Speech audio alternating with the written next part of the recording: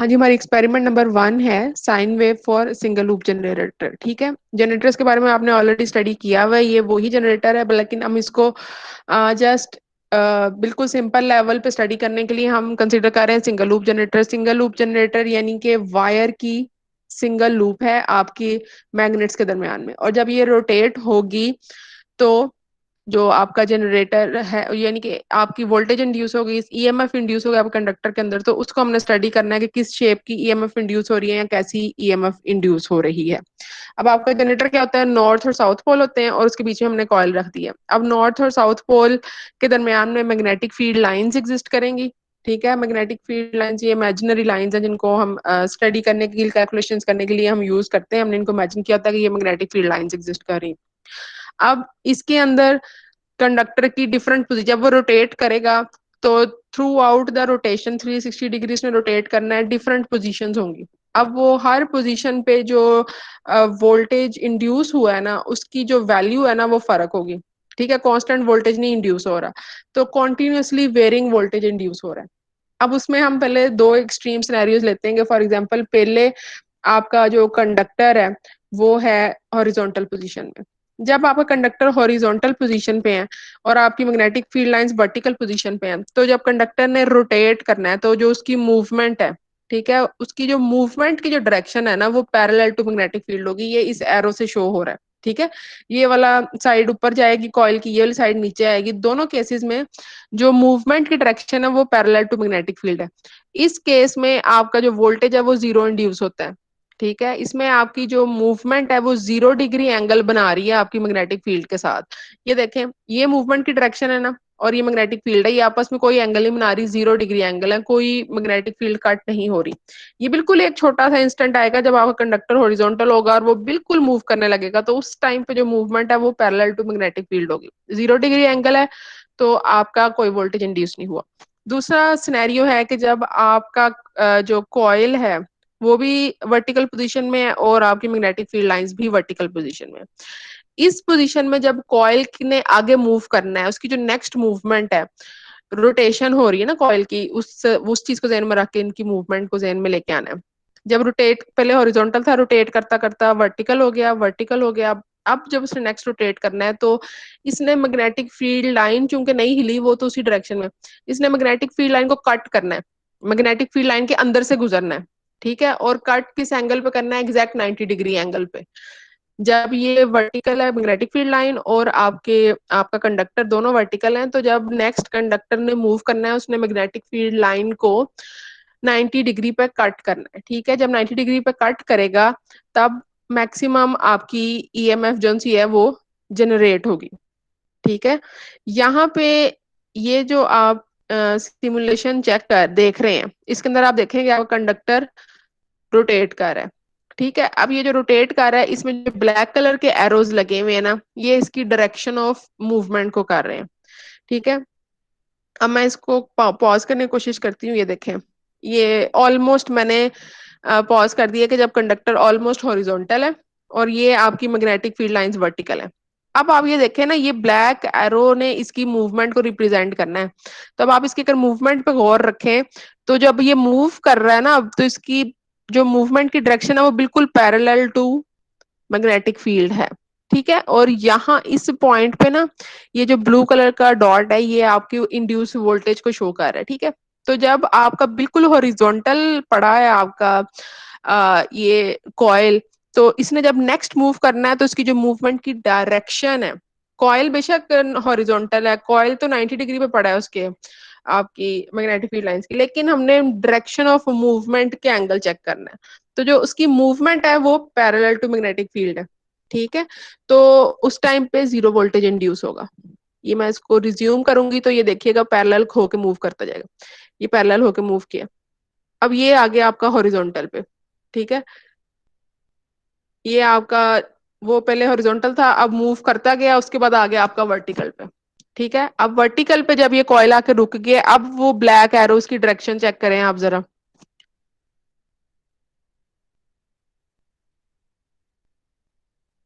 अब आपने black arrows की डायरेक्शन चेक की है। अब ब्लैक एरोस की जो डायरेक्शन है ये क्या है, ये डायरेक्शन ऑफ मूवमेंट को रिप्रेजेंट कर रही है कि नेक्स्ट अब कॉइल ने जब रोटेट करना है तो उसकी मूवमेंट की डायरेक्शन क्या होगी। तो इस डायरेक्शन को आप ये देखें एग्जैक्ट 90 डिग्री का एंगल बना रही है आपकी मैग्नेटिक फील्ड के साथ। 90 डिग्री का एंगल बना रही है और जिस टाइम पे 90 डिग्री का एंगल बनाएगी तब आपकी जो इंड्यूस्ड वोल्टेज है वो मैक्सिमम होगी। जब पैरेलल यानी कि जब आपका कॉइल हॉरिजॉन्टल था तब जीरो थी, फिर वो मूव करती जब आई है वर्टिकल हो गई है तो तब आपका डायरेक्शन ऑफ मूवमेंट का एंगल 90 डिग्री हो गई, यहाँ पे आपकी मैक्सिमम वोल्टेज इंड्यूस होगी। फिर ये दोबारा मूव करती हुई दोबारा हॉरिजॉन्टल होगी है, यहाँ पे फिर आपकी वोल्टेज जीरो होगी। फिर ये मूव करते हुए दोबारा वर्टिकल होगी है, यहाँ पे आपकी जो है वो मैक्सिमम हो गई है दोबारा से, ठीक है, मैक्सिमम वोल्टेज हो गया। तो ये दो बातें हमने यहाँ से सीखी हैं कि जो डायरेक्शन ऑफ मूवमेंट है, अगर आप ग्राफ पे फॉर एग्जांपल ये इसकी इंड्यूस्ड वोल्टेज का आपने ग्राफ प्लॉट करना है, ठीक है, ये आपका ये आपका वाई एक्सिस है, ठीक है, और ये आपका एक्स एक्सिस है। इस पे आप अगर एक्स एक्सिस और ये आपका है वाई एक्सिस, इस पे आप अगर वोल्टेज रखें और इस पे रखें थीटा। थीटा क्या चीज है, आपका एंगल ऑफ रोटेशन, कि आपका किस एंगल पे इस टाइम पड़ा है, जो मूवमेंट है ना वो किस एंगल पे हो रही है, रोटेशन मूवमेंट आपकी कॉइल की वो किस एंगल पे हो रही है। जब एंगल ऑफ रोटेशन आपका 0 डिग्री था, ठीक है, यानी कि जब आपने उसको उसकी यानी कि हॉरिजॉन्टल पड़ा था कॉइल और उसकी जो मूवमेंट थी उसकी direction parallel to the magnetic field line थी, तब आपका 0 डिग्री एंगल बन रहा था, तब उस टाइम आपकी वोल्टेज क्या थी, इंड्यूस्ड, तब इंड्यूस्ड वोल्टेज आपकी जीरो थी। तो आपका ये पॉइंट उस टाइम पे जीरो था, ठीक है। उसके बाद आपकी क्या हुई, आपका जब 90 डिग्री एंगल आया, ठीक है, 90 डिग्री एंगल पे आपने यहाँ पे फॉर एग्जांपल मैं 90 डिग्री एंगल बना लेती हूँ। जब डायरेक्शन ऑफ मूवमेंट 90 डिग्री हुई यानी कि जब वर्टिकल पड़ा था आपका कॉइल और उसने जब मूव किया तो एग्जैक्ट 90 डिग्री पे उसने मैग्नेटिक फील्ड लाइन से कट किया, तब जो है वो आपकी जो वोल्टेज थी वो मैक्सिमम थी।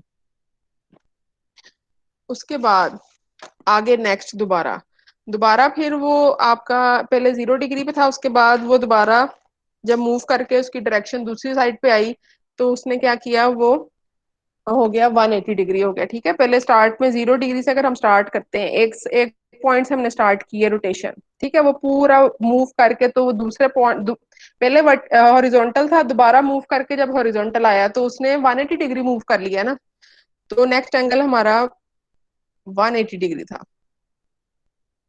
ठीक है। यहाँ पे मैं आपको दोबारा दिखा देती हूँ कि कौन सा जीरो कौन सा है। आप यहाँ से एज्यूम करेंगे हमने स्टार्ट लिया है, ठीक है। ये वाली वायर, इस वायर को आप देखें, ये वाली वायर पहले यहाँ थी, यहाँ से हमने स्टार्ट ली है, ये बिल्कुल डायरेक्शन, ये मेरे रिज्यूम और स्टॉप करने में थोड़ा सा फर्क आता है। इसको आप एज्यूम करेंगे मैंने एग्जैक्ट उस पॉइंट पे स्टॉप किया जहाँ पे ये लाइन पैरेलल थी, ये डायरेक्शन जो सी ये पैरेलल है, 0 डिग्री एंगल बना रहे हैं। उसके बाद ये मूव किया यहाँ पे, इसको देखना है आपने, एक कॉइल को देखना है सिर्फ, ये 90 डिग्री एंगल पे कट कर रहा है। उसके बाद ये मूव करता करता करता इसकी डायरेक्शन दोबारा, ये देखें पहले ऊपर को कट कर रहा था ना, अब ये देखें ये वाला कॉइल अब ये नीचे को कट कर रहा है, तो ये पूरा 180 डिग्री एंगल मूव कर गया। तो इस पॉइंट पे 180 डिग्री एंगल है, ठीक है, वो ये इस पॉइंट 180 डिग्री एंगल है और दोबारा जब 180 डिग्री एंगल पे आया है तो क्या हुआ है, उसकी जो एंगल जो उसका बन रहा है वो क्या है, वो parallel to magnetic field lines हो गया दोबारा, तो यहाँ पे फिर जीरो वोल्टेज इंड्यूस होगी। और दोबारा मैं इसको रिज्यूम करूंगी, इसी लाइन को देखना है आपने, एक लाइन को, इसको दोबारा मैं रिज्यूम करूंगी तो दोबारा ये कट कर रहा है 90 डिग्री पे, 90 डिग्री पे कट कर रहा है लेकिन इसकी डायरेक्शन देखें दूसरी है।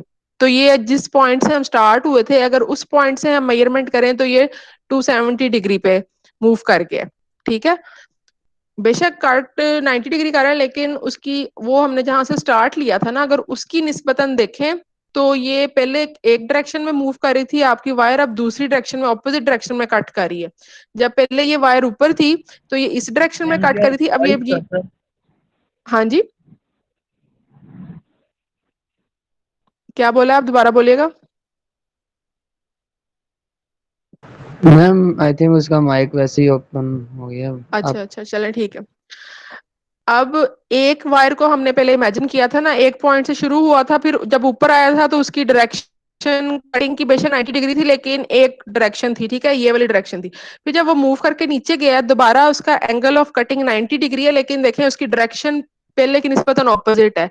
यानी कि कॉइल की हम एक साइड को पहले देख रहे हैं, जहां से पहले वो शुरू हुई थी, फिर ऊपर जाके उसने 90 डिग्री पे कट किया, तो फॉरवर्ड डायरेक्शन में कट कर रहा था। फिर जब वो दोबारा नीचे आया हॉरिजॉन्टल पोजीशन में, फिर वो डाउनवर्ड डायरेक्शन में कट कर रहा है, जब डाउनवर्ड डायरेक्शन में, अभी कट नहीं कर रहा था, पैरेलल है उस टाइम।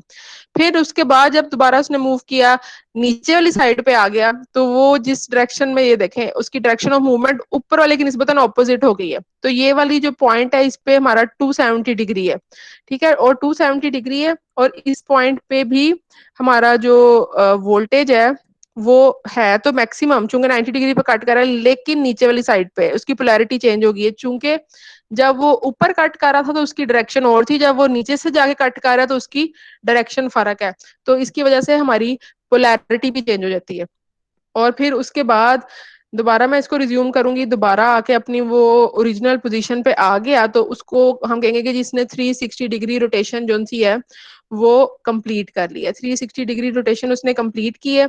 और वहां पे भी उसका जो वोल्टेज इंड्यूस्ड है वो जीरो रहा है।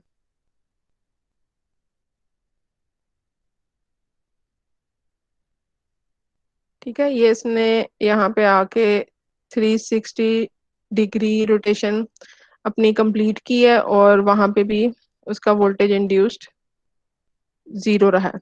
ठीक है, अब हमारे कौन से पॉइंट बने, एक ये पॉइंट है, ये पॉइंट है, और ये पॉइंट है। ठीक है, इसके अलावा बीच में ये जीरो है ये। अब इन पॉइंट्स के दरमियान ग्राफ ड्रॉ करें, तो ये देखें साइन वेव बन रही है। अब ये नहीं अभी पता कि इन पॉइंट्स के दरमियान जब ग्राफ ड्रॉ करना है तो स्ट्रेट लाइन से ड्रॉ करना है, अगर स्ट्रेट लाइन से करें तो ट्रायंगुलर वेव बन जाएगी। तो हमने इन एंगल्स के बीच वाले पॉइंट्स पे भी हमें कोई पॉइंट्स चाहिए, हमें कोई मेजरमेंट्स चाहिए, ताकि हमें एग्जैक्ट पता लगे कि जी ये साइन वेव ही बन रही है। वो तो हमें ऑलरेडी मुझे पता है ना कि ये साइन वेव बनी है, तो इसलिए थोड़ी मैंने साइन वेव की इसको डायरेक्ट वो दे दी है शेप। लेकिन अगर आपने ये सिर्फ 4 पॉइंट पे वोल्टेज मेजर किया हो, तो आप इसकी ट्रायंगुलर वेव भी बन सकती है, ठीक है ना। लेकिन हमने अब क्या करना है इस एक्सपेरिमेंट में, कि हमने मल्टीपल पॉइंट्स पे इनके दरमियान भी, ये जो मेन एंगल है ना आपका हॉरिजॉन्टल पोजीशन वाला और वर्टिकल पोजीशन वाला, हॉरिजॉन्टल वाले दो मेन एंगल कौन से हैं, 0, 180 और 360 डिग्री, ये तीन है, ये आपके हॉरिजॉन्टल पोजीशन वाले एंगल हैं, और वर्टिकल पोजीशन वाले आपके एंगल है 90 डिग्री और 270 डिग्री। इन पे आपने देख लिया कि वोल्टेज जिस तरह मैक्सिमम आता है और इन पे जीरो आता है। अब इनके बीच वाले एंगल 45 पे ले ले, 30 डिग्री पे ले ले, 60 डिग्री पे ले ले, इस तरह की भी हमने वैल्यूज लेनी है, ताकि ना हमारे पास ये along the wave maximum points आ जाए। तो उनको अब हम जब आपस में जोड़ेंगे तो हमारी ग्राफ जो हम बनाएंगे उसकी जो वेव है वो हमारी बेटर बनेगी, साइन वेव की तरह बनेगी। ठीक है, अब ये मैं आपको यहाँ पे चला के दिखा देती हूँ। अब आप इसको ऑब्जर्व करें, और ये जो मूवमेंट हो रही है यहाँ पे ये ब्लू डॉट की, इसको ऑब्जर्व करें, जैसे जैसे वो रोटेट कर रहा है उस तरह वहां पे वोल्टेज जनरेट हो रहा है। जब वो बिल्कुल हॉरिजॉन्टल हो जाता है तब उसकी जीरो हो जाती है, जब वो वर्टिकल वर्टिकल हो जाती है तब उसकी मैक्सिमम हो जाती है। इन बिटवीन वैल्यू चेंज हो वेरी करती है, वो डिपेंड कर रही होती है वो मुख्तलिफ एंगल पे कट कर रहा है। एक तो 0, 90 ये तो एक्सट्रीम्स है ना, उनके बीच में जो भी एंगल बनता है 30, 60, 130, 120, इस तरह जो भी एंगल बनते हैं उनपे वोल्टेज वेरी कर रहा होता है। तो ये एक सिंगल लूप जनरेटर है, इससे आप एक साइन वेव, इसकी मूवमेंट से एक साइन वेव जनरेट होती है, ठीक है। अब इसकी इस टाइम रोटेशन स्पीड क्या सेट है, 6 रोटेशंस पर मिनट। अब अगर मैं इस रोटेशन स्पीड को वेरी करती हूँ, तो ये देखें हमारी जो साइन वेव है ना वो भी चेंज होगी। अब 10.2 रोटेशंस पर मिनट है, तो साइन वेव को आप नोटिस करेंगे उसका एम्पलीट्यूड बढ़ गया है और जो उसकी वैसे वो कॉन्ट्रैक्ट हो गई है, ठीक है, यानी कि उसकी फ्रीक्वेंसी भी इंक्रीज कर गई है। अगर मैं इसको 1.8 रोटेशन पर मिनट पे लिखूंगी तो देखें वो कितनी एक्सपैंड कर गई आपकी साइन वेव और उसका एम्पलीट्यूड छोटा हो गया। ये इस चीज को शो कर रही है कि आपकी जो साइन वेव की जो शेप है, और यानी वो कितनी आपकी उसका जो पीक है वो कितनी है और जो उसका पीरियड है पूरा वो कितना है, वो डिपेंड कर रहा होता है आपकी रोटेशनल स्पीड के ऊपर भी। ठीक है, तो जब आप रोटेशनल स्पीड चेंज करते हैं तो वो आपकी साइन वेव मुख्तलिफ आने लग जाती है। इसी तरह ये भी एक सिमुलेशन दिखाई हुई है, इसके अंदर मैग्नेटिक फील्ड की डायरेक्शन दिखाई हुई है। ये क्रॉसेस का मतलब है कि out of the paper magnetic field आ रही है, और ये बाकी उसकी मूवमेंट दिखाई हुई है। कॉइल जैसे जैसे मूव कर रहा है नीचे, ये आपका फ्लक्स और करंट दिखाया हुआ है। वोल्टेज, जिस तरह करंट इंड्यूस हो रहा है उसी शेप में वोल्टेज भी इंड्यूस होता है। ठीक है, तो जैसे जैसे उसकी मूवमेंट हो रही है वैसे वैसे यहाँ पे साथ साथ जो करंट की वैल्यू वेरी कर रही है वो दिखाई हुई है। इसमें आप देखेंगे अगर 4 सेकेंड पीरियड रखें, यानी कि ये स्पीड ऑफ ड्यूरे एक किस्म का रोटेशन कह लें, तब आपका मैग्नेटिक फील्ड किस तरह की आ रही है आप ऑब्जर्व कर सकते हैं। जब आप 2 सेकेंड पे रखें तब आपकी किस तरह की आ रही है आप ऑब्जर्व कर सकते हैं।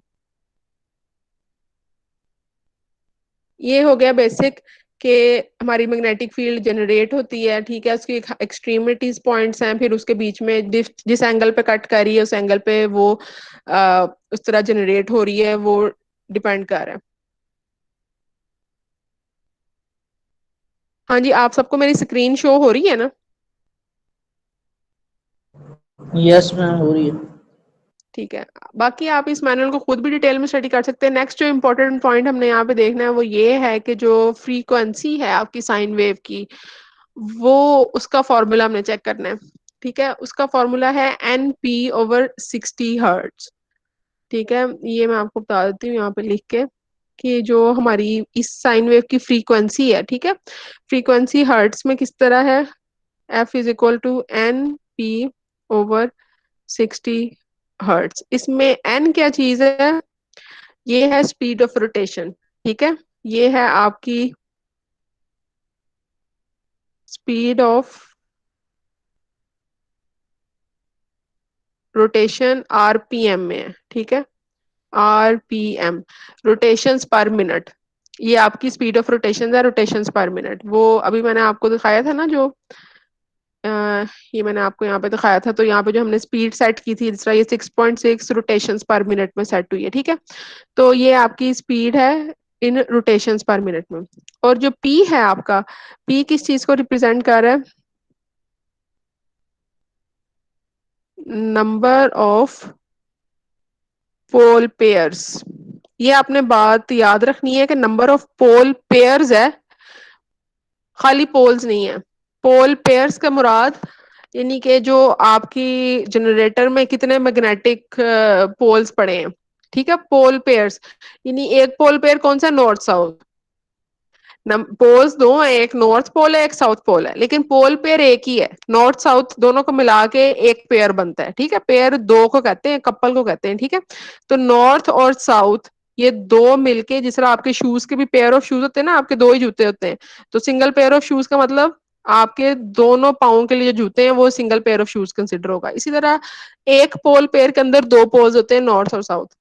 तो पोल पेयर्स आपके जनरेटर में कितने हैं, आपके जो ये तो एक सिंपल जनरेटर है ना, इसमें सिंगल पोल पेयर है। आपके जो रियल लाइफ जनरेटर होते हैं उसमें 4 पोल पेयर है, या इससे ज्यादा पोल पेयर वाले जनरेटर भी होते हैं। ठीक है, तो आ, यहाँ पे आपने पोल पेयर्स मल्टीप्लाइड बाय आपकी स्पीड ऑफ रोटेशन। ठीक है, इसको डिवाइड बाय 60 इसलिए किया है चूंकि स्पीड ऑफ रोटेशन एन जो है वो आरपीएम में है, तो जो हर्ट्स है ना वो होता है साइकिल्स पर सेकंड।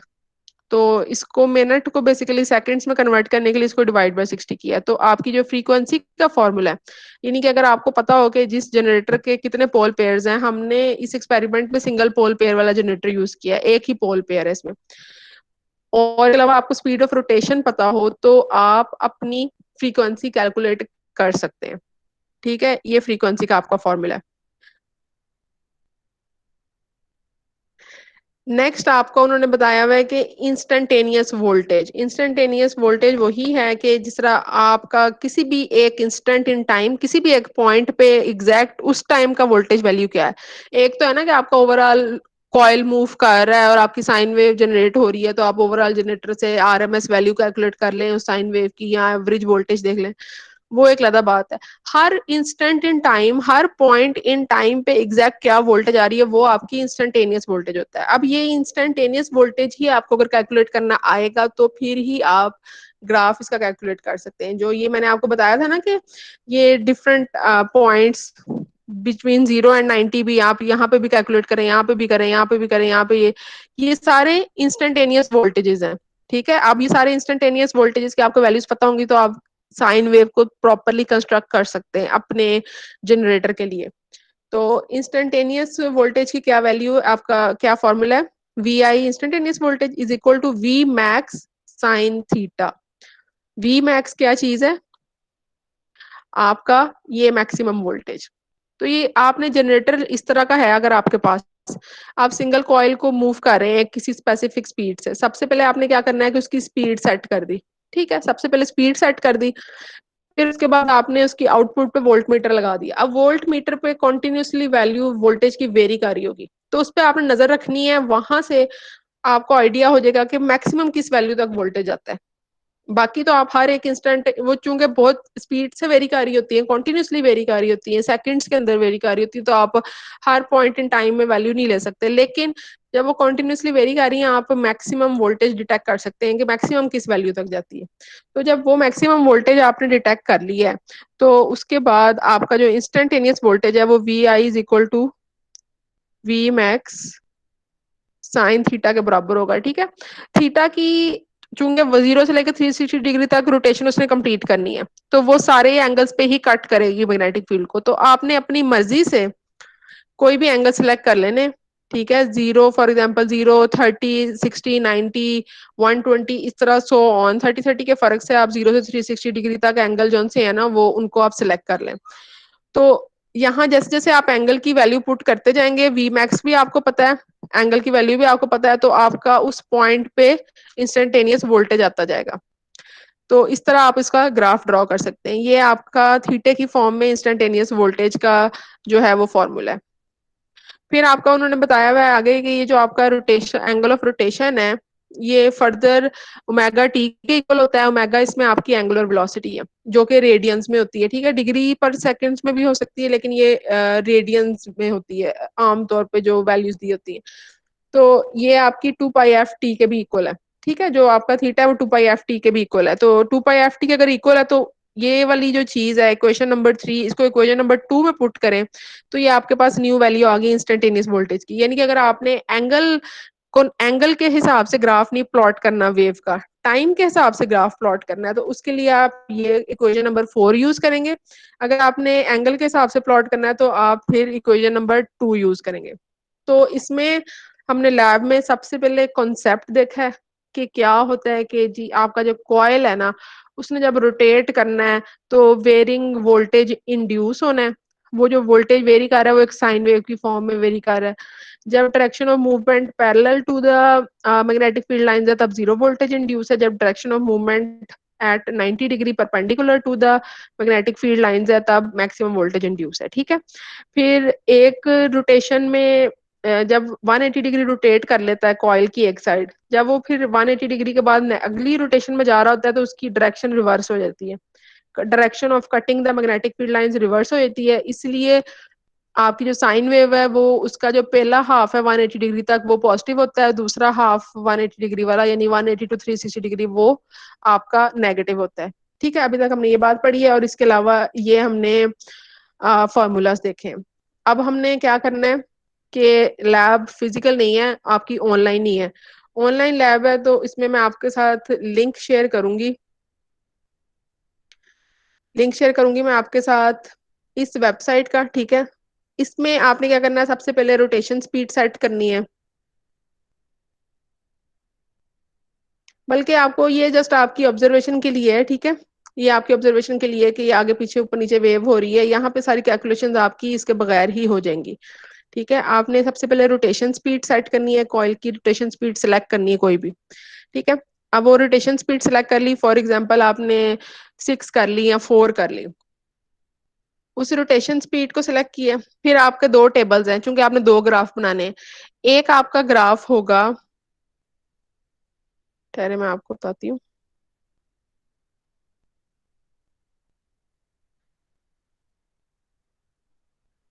आपने बेसिकली दो ग्राफ्स बनाने। एक जो आपका ग्राफ होगा ना, उसके अंदर यहाँ पे आपका थीटा होगा, ठीक है, थीटा इन डिग्रीज, और यहाँ पे आपका वोल्टेज होगा, यानी कि for different values of theta, 30, 60, 90 so on, different values of theta, आपने कोई इंस्टेंटेनियस वोल्टेज की ना वैल्यूज लेनी है, और फिर उससे आपने ग्राफ ड्रॉ करना है। ठीक है, ये आपका आपका ग्राफ 1 होगा। अब ये ग्राफ प्लॉट करने के लिए पहले आप टेबल को फिल करेंगे, टेबल बनाएंगे। ठीक है, आपने मैथमेटिक्स में ये पहले पढ़ा होगा, एफएससी में, डीआई में पढ़ा होगा कि ग्राफ बनाने के लिए क्या होता है कि आपके पास एक टेबल होना चाहिए, उसके अंदर आपकी एक्स एक्सिस जो है वो आपका इंडिपेंडेंट वेरिएबल होता है, यानी कि उसकी वैल्यूज आप खुद सिलेक्ट करते हैं।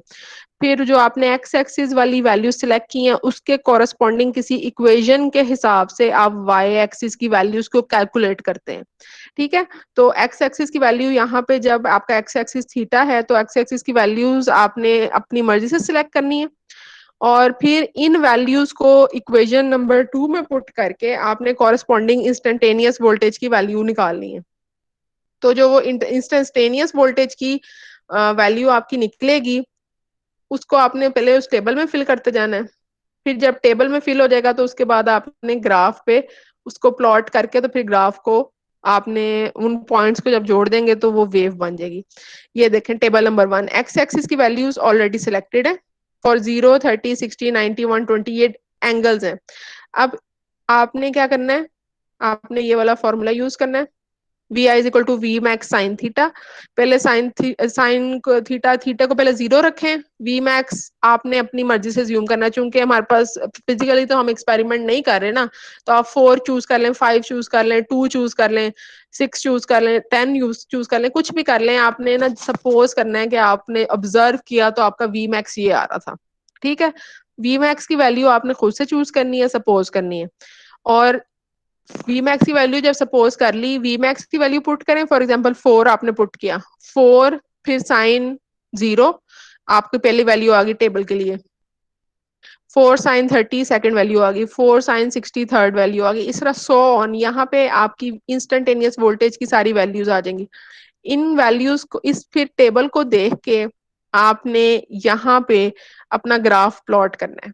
ठीक है, आप यहाँ पे एक्स वाई एक्सिस बनाएं, फिर आप यहाँ पे एक्स एक्सिस बनाएं, और फिर ये जो आपको ग्राफ के जिस तरह ग्राफ ड्रॉ करते हैं, यहाँ पे आप स्केल करें कि 0, 30, 3, 6, 90, इस तरह करके स्केल बनाएं। फिर आप वाई एक्सिस वाला स्केल बनाएं, जो मैक्सिमम आपका वहां तक जाएगा जहां पे आपने जो मैक्सिमम वोल्टेज की वैल्यू सिलेक्ट की है, 4 की है, 6 की है, जो भी की है। ठीक है, फॉर एग्जांपल यहाँ पे मैं एक हॉरिजॉन्टल लाइन ड्रॉ कर देती हूँ, फिर मेरे अगर मेरी लाइन 4 थी तो मैं 1, 2, 3, 4 तक मैक्सिमम कर दी, अगर 6 थी तो मैंने 2, 4, 6, इस तरह करके आप कोई भी स्केल चूज कर लें। और उसके बाद फिर आपने ग्राफ प्लॉट करना है कि 30 डिग्री पे यहाँ से चेक कर लेना क्या वो वाई की क्या वैल्यू आ रही है, यानी कि वोल्टेज की, वो पॉइंट प्लॉट कर दिया, फिर नेक्स्ट पॉइंट, नेक्स्ट पॉइंट, फिर उन सारे पॉइंट्स को आपस में जब कंबाइन करेंगे तो एक 360 डिग्री तक एक पूरा साइकिल ऑफ साइन वेव बन जाएगी। ठीक है, तो ये आपका ग्राफ ड्रॉ हो जाएगा, पहला ग्राफ। सेकंड, फिर आपने क्या करना है कि आपने टाइम के हिसाब से ड्रॉ करना है। यहाँ पे तो आपके एंगल्स है ना, एंगल्स में आपकी रोटेशन स्पीड नहीं यूज हो रही थी। ठीक है, अब जब आपने टाइम के हिसाब से ग्राफ ड्रॉ किया है, तो उस वहां पे तब आपकी रोटेशन स्पीड जो सी है वो यूज होगी। उसमें आपने क्या करना है कि जो भी आपकी रोटेशन स्पीड थी, उसको यूज करते हुए सबसे पहले, इसमें तो है ना, मैं पता है कि 360 पे एक साइकिल कंप्लीट होना है, तो हमने एंगल 0 से 360 डिग्री तक रख लिए। अब आपका जब आपकी रोटेशन स्पीड के, जब आपने टाइम के हिसाब से बनाना है, तब हमें आइडिया पहले जेन में थोड़ा रफ आइडिया होना चाहिए ना कि इसका ग्राफ का पीरियड क्या है, यानी कि एक पूरा साइकिल वो किस टाइम में कंप्लीट कर रहा है। तो वो टाइम कैलकुलेट करने के लिए पहले हम फ्रीक्वेंसी कैलकुलेट करेंगे। फ्रीक्वेंसी क्या थी आपकी, एन पी ओवर 60। ठीक है, इसमें एन आपकी रोटेशनल स्पीड है जो आपने सेट की है। फॉर एग्जांपल आपने 6 सेट कर ली थी ना वहां पे, 6 RPM है, ये RPM में है, ज्यादा तक ना पर मिनट में है। ठीक है, मल्टीप्लाइड बाय पोल पेयर आपका 1 ही है, सिंगल पोल पेयर है, एक नॉर्थ साउथ, ये दो पोल्स है, इनका एक पेयर बन रहा है। ठीक है, और डिवाइडेड बाय 60, तो आपकी जो फ्रीक्वेंसी है वो 0.1 आ गई है, 0.1 हर्ट्ज आपकी फ्रीक्वेंसी है। जब 0.1 हर्ट्ज फ्रीक्वेंसी है तो टाइम पीरियड 1/f के इक्वल होता है, तो 1/0.1 इज इक्वल टू 10 सेकेंड्स। ये जो टाइम पीरियड है ना ये सेकंड्स में आएगा, ये नहीं मिनट्स में आएगा, क्योंकि ये हर्ट्स में फ्रीक्वेंसी निकली है ना, हर्ट्स में जब फ्रीक्वेंसी हो तो जो उससे आपका टाइम पीरियड टाइम निकलता है ना वो सेकंड्स में होता है। यहाँ पे जो हमने 60 से डिवाइड किया ना, बेसिकली मिनट्स को हम सेकंड्स में कन्वर्ट करने के लिए किया। अच्छा जी, इसका मतलब ये है कि जो आपका एक्स एक्सिस वाला ग्राफ है ना, वो 0 to 360 जिस तरह जा रहा था, इस तरह 0 to 10 सेकंड जाएगा, 0 से लेकर 10 सेकंड तक अपना वो एक रोटेशन जो है ना वो कंप्लीट करेगी।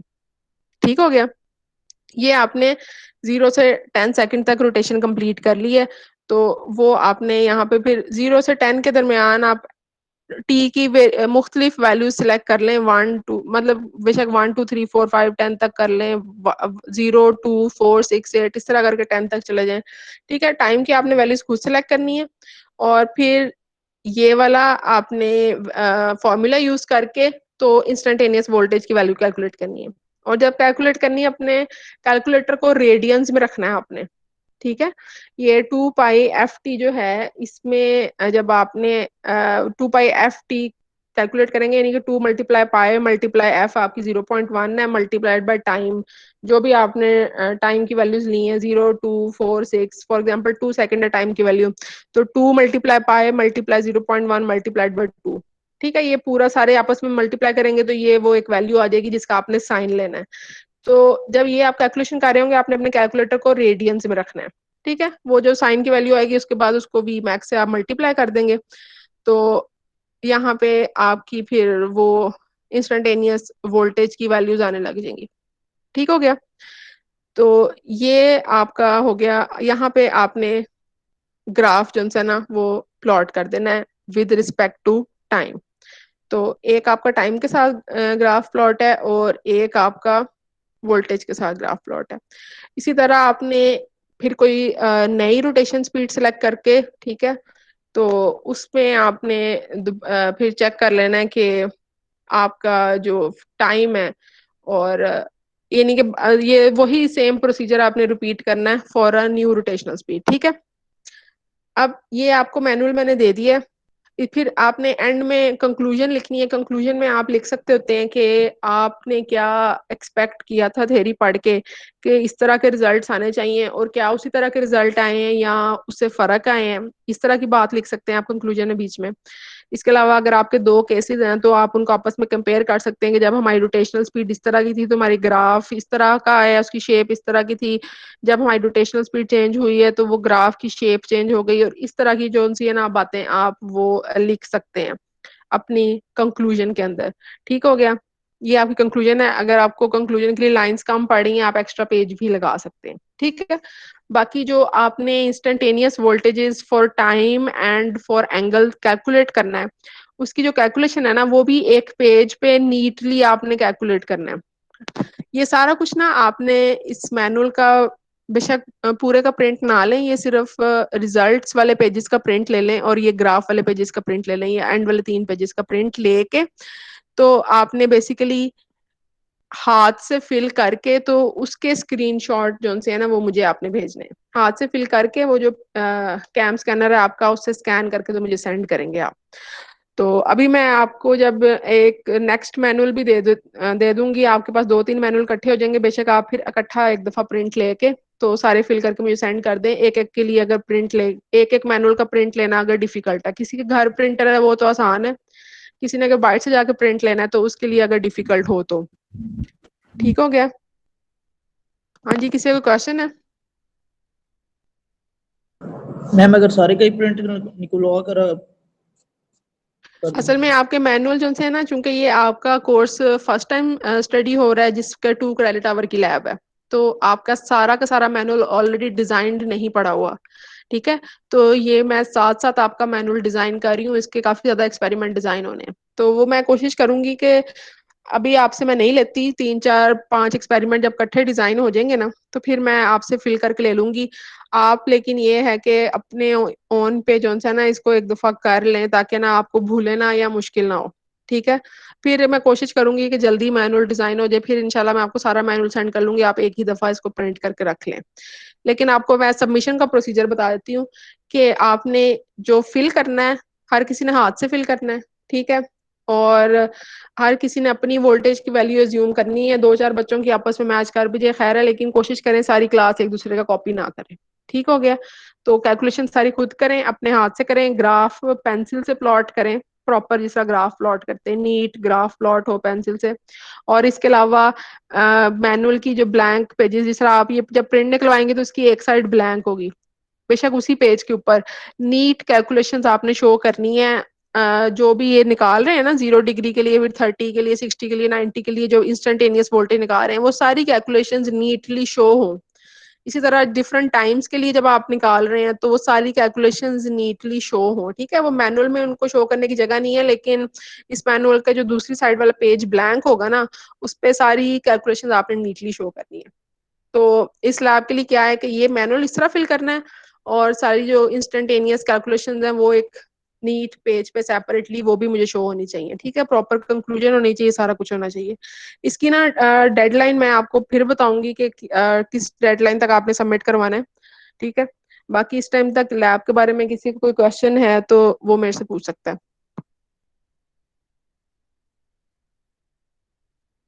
है किसी का कोई क्वेश्चन? मैम टेबल्स के बारे में दोबारा बता दें। जो टेबल है ना आपका, उसमें आपने क्या करना है कि टेबल जो बेसिकली होता है ये ग्राफ बनाने के लिए होता है, ठीक है। इसमें एक्स एक्सिस की वैल्यूज होती हैं और वाई एक्सिस की। ग्राफ बनाने के लिए आपको पता है ना हर पॉइंट के लिए दो वैल्यू चाहिए, हर पॉइंट दो वैल्यू से रिप्रेजेंट होता है, एक एक्स एक्सिस की वैल्यू, वाई एक्सिस की, ठीक है। अगर एक्स एक्सिस पे 2 वैल्यू हो तो वाई पे 4 होगी, तो एक्स एक्सिस पे 2 ऊपर वाई पे जाकर 4 और बीच में वहां पॉइंट आप ड्रॉ कर देते हैं। तो उसके लिए पहले आप एक टेबल ड्रॉ करते हैं। मुख्तलिफ एक्स एक्सिस की जो वैल्यूज हैं ये आपने खुद से डिसाइड करनी होती है, इंडिपेंडेंट वेरिएबल होता है। जिस तरह मैंने यहाँ पे फॉर एग्जांपल थीटे की 0 30 60 90 120 रख दी है, आप इसको इस तरह भी कर सकते थे 0 45 90 90 +45। इनका आपस में इंटरवल आपने एक जैसा रखना है, ये देखे ना 30 30 के इंटरवल से हैं सारे, लेकिन इसकी वैल्यू आपने अपनी मर्जी से सिलेक्ट करनी होती है। फिर आपके पास कोई फॉर्मूला होता है एक, उस फॉर्मूले को यूज करते हुए आपने हर एक्स एक्सिस की जो वैल्यू है उसके कॉरस्पॉन्डिंग वाई की वैल्यू निकालनी होती है। अब ये थीटे वाले टेबल के लिए हमारे पास ये वाला फॉर्मूला है, ठीक है। V I is equal to V max sine theta. इसमें वी मैक्स कॉन्स्टेंट है, थीटे की वैल्यू वेरी कर रही है, तो जितनी आपने थीटे की वैल्यू खुद से पहले सपोज की थी ना वो हर थीटे की वैल्यू के कॉरस्पॉन्डिंग एक वी आई की वैल्यू आएगी, ठीक है। तो वो हर थीटे की वैल्यू के कॉरस्पॉन्डिंग वी आई की वैल्यू कैलकुलेट करके टेबल में नीचे लिखते जाना है कि जब थीटा 30 था तब वी आई की क्या कैलकुलेशन निकली है वो लिख देना है, जब थीटा 60 था तब वी आई की क्या वैल्यू निकली वो यहाँ लिख देना है, ठीक हो गया। इसी तरह ये जो टी है, अब यहाँ पे तो चूंकि एंगल तो 0 से 360 ही रहना है तो वो वैल्यूज आपके मैनुअल में मौजूद हैं। जो टाइम है ना ये आपकी रोटेशनल स्पीड पे डिपेंड कर रहा है कि आपकी टाइम पीरियड कितना है वेव का। तो जो भी आपने रोटेशनल स्पीड सेट की है उससे आप पहले फ्रीक्वेंसी को कैलकुलेट करेंगे, फिर 1/f करेंगे तो आपके पास जो भी टाइम आएगा ना वो टोटल टाइम पीरियड है उस वेव का। वेव का टाइम पीरियड से मुराद के वो वाला टाइम जिसमें वेव का एक साइकिल कंप्लीट हो। जिस तरह वेव का एक साइकिल 0 से 360 डिग्री तक कंप्लीट होता है, ऐसे अगर आपका time period for example 10 seconds आया तो इसका मतलब 1/f करके आपका फॉर एग्जांपल आंसर 10 सेकेंड आया तो वो आपका टाइम पीरियड है 10 सेकेंड। तो इसका मतलब ये है कि 0 से 10 सेकेंड्स तक आपका जो साइन वेव है ना उसने एक साइकिल कंप्लीट करना है। तो यहाँ पे आपने जो सपोज करनी है टी की वैल्यूज, वो सबसे पहली 0, सबसे आखिर वाली 10 और बीच में ना वैल्यूज कर लें आप इक्वल स्पेसिंग के साथ, कोई भी सपोज कर लें। फॉर एग्जांपल 0 1 2 3 4 5 6 7 8 9 10 कर लें, या 0 2 4 6 8 10 कर लें, ठीक है। यहाँ 0 0.5 1 1.5 2 2.5 3 3.5 इस तरह कर, ठीक है। इसको आप बेशक इस चीज पे ना जाएंगे ये कितने नंबर ऑफ बॉक्सेस हैं, इसको आप कम या ज्यादा भी कर सकते हैं, लेकिन कम से कम आप कोई 6 7 वैल्यूज लाजमी सिलेक्ट करें कि आपकी साइन वेव बन सके। ये ना हो कि आप सिर्फ 4 5 वैल्यू लिए आपने तो वो ट्रायंगुलर वेव टाइप बन जाए, ठीक है। आप 10 से ज्यादा ही वैल्यूज लें ताकि आपकी प्रॉपर साइन वेव बन सके। तो इसकी जो टी की वैल्यूज है ये भी आपने खुद सपोज करनी है। ये किस पर डिपेंड करेंगी, आपकी फ्रीक्वेंसी जो आई है, फ्रीक्वेंसी से पहले टाइम पीरियड निकाल लिया, टाइम पीरियड जो निकला है आपको पता लग गया कि इस रेंज में मैंने ना टी की वैल्यू सिलेक्ट करनी है। टाइम पीरियड 20 सेकंड निकला तो 0 से 20 सेकंड के दरमियान में मैंने टी की वैल्यू निकालनी, टी की वैल्यू इक्वली स्पेस करनी है, जिस तरह ये थीटे की 0 से 360 के दरमियान इक्वली स्पेस है, ठीक है। जब वो टी की वैल्यूज पहले सपोज कर ली है, फिर ये वाली इक्वेशन यूज करनी है आपने, और हर टी की वैल्यू के लिए आपने वी आई निकालते जाना है। इस इक्वेशन में वी मैक्स भी कांस्टेंट है, फ्रीक्वेंसी भी कांस्टेंट है। और जब इस इक्वेशन को यूज करना है तो अपने कैलकुलेटर को रेडियन में कन्वर्ट कर लेना है, रेडियन में रखना है अपने कैलकुलेटर को, फिर इस इक्वेशन को यूज करना है, ठीक है। तो इसके कॉरेस्पॉन्डिंग आपकी वी आई की वैल्यूज आती जाएंगी। तो इसी तरह आपने यहाँ पे वो जो वैल्यूज आएंगी वो फिर उनको दो ग्राफ से प्लॉट कर लेना। अगर आपको ग्राफ नहीं प्लॉट करना आता तो ये आपने खुद अब नेट से सर्च करें और यूट्यूब से सर्च करें और आपस में या किसी एक दूसरे से पूछें, क्योंकि ये बहुत बेसिक बात है, ये नहीं अब आपको सिखाई जाएगी कि ग्राफ किस तरह प्लॉट करते हैं, क्योंकि ये मैट्रिक में भी बच्चों को ग्राफ प्लॉट करना आता है, एफएससी में भी आता है, डीआई में भी आता होगा, ठीक है। ग्राफ की जो प्लॉटिंग है ये अब आपने खुद सीखनी है, या किसी स्टूडेंट से पूछ लें जिनको आता है, अगर आपको ग्राफ नहीं प्लॉट करना आ रहा तो। इसी तरह आपने केस 2 में रोटेशनल स्पीड कोई चेंज कर लेनी, पहले अगर 6 ली थी तो अब 8 ले लें, या अब 4 ले लें, पहले 5 ली थी अब 7 ले लें, कुछ भी कर लें, ठीक है। रोटेशनल स्पीड यहाँ पे आपने चेंज कर ली है और फिर वही प्रोसीजर दोबारा रिपीट करना है न्यू रोटेशनल स्पीड के साथ। तो यहाँ पे आपके फिर ये दोनों ग्राफ प्लॉट होंगे और फिर कंक्लूजन लिख देनी है। हाँ जी, सही हो गया। और कोई क्वेश्चन है किसी का?